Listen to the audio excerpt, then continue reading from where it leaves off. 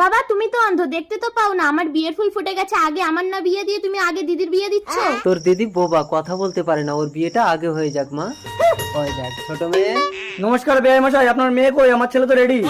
নমস্কার বেআই মশাই, আসুন আসুন। বসকে ও বসেছেন। এই বড় মেয়ে,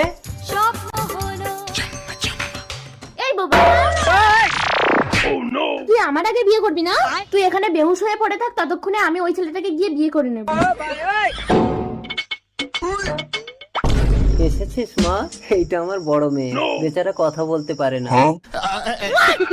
খুব ভালো, কথা না বললেই সংসারে শান্তি থাকবে। নে ভোলা সিঁদুরটা তুলে দে। रुको जरा। দাও দাও।